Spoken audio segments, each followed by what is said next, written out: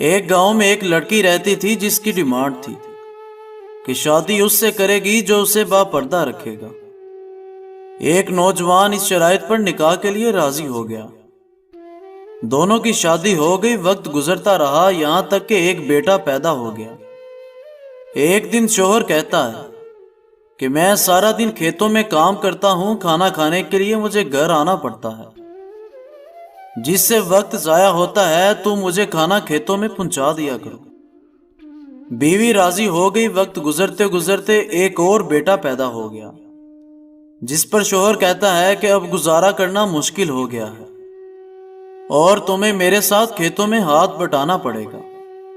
یوں وہ بے پردگی تک پہنچ جاتی ہے اور تیسرے بیٹے کی پیدائش پر اس کا شوہر اسے مکمل بے پردگی تک لے آتا ہے۔ وقت گزرتا رہا، یہاں تک کہ اولاد بڑی ہوگی۔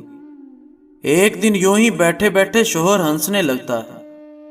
بیوی سبب پوچھتی ہے تو شوہر کہتا ہے کہ بڑا تو پردہ کرتی تھی، آخر کار تیرا پردہ ختم ہو گیا، کیا فرق پڑا؟ پردے اور بے پردگی تو اب بھی ویسے ہی گزر رہی ہے۔ بیوی بولتی ہے کہ تم ساتھ والے کمرے میں چھپ جاؤ، میں تمہیں پردے اور بے پردگی کا فرق سمجھاتی ہوں۔ شوہر کمرے میں چھپ گیا، وہ اپنے بال بکھیرے رونا پیٹنا شروع کر دیتی ہے۔ پہلے بڑا بیٹا آتا ہے اور اپنی ماں سے رونے کا سبب پوچھتا ہے۔ کہتی ہے تیرے باپ نے مارا ہے۔ تو کوئی بات نہیں، وہ آپ سے محبت بھی تو کرتے ہیں، وہ آپ کا خیال بھی رکھتے ہیں، اور سمجھا کر چلا گیا۔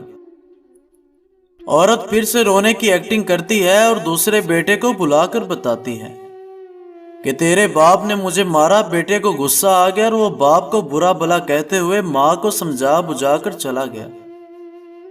آخر کار عورت یہی ڈرامہ اپنے چھوٹے بیٹے کے سامنے کرتی ہے۔ چھوٹا بیٹا غصے سے آگ بگولا ہو گیا اور زور زور سے گالیاں دیتے ہوئے ڈنڈا اٹھا لیا اور کہتا ہے کہ ابھی میں اپنے باپ کی خبر لیتا ہوں۔ پھر عورت اپنے شوہر کو بلا کر بولتی ہے کہ میرا پہلا بیٹا پردے کے وقت پیدا ہوا تو اس نے تیرا پردہ رکھا، دوسرا نیم پردے کے زمانے میں پیدا ہوا تو اس نے تیری آدھی لاج رکھی، جبکہ میرا تیسرا بیٹا جو مکمل بے پردگی کے زمانے میں پیدا ہوا تو وہ مکمل طور پر تیری عزت کا پردہ اتارنے لگا۔ سبق یہ ہے کہ پردہ عورت کا فطری تقاضا ہے، جو خالق کی طرف سے قاعدہ بھی ہے، جس کی بے شمار حکمتیں خالق ہی جانتا ہے۔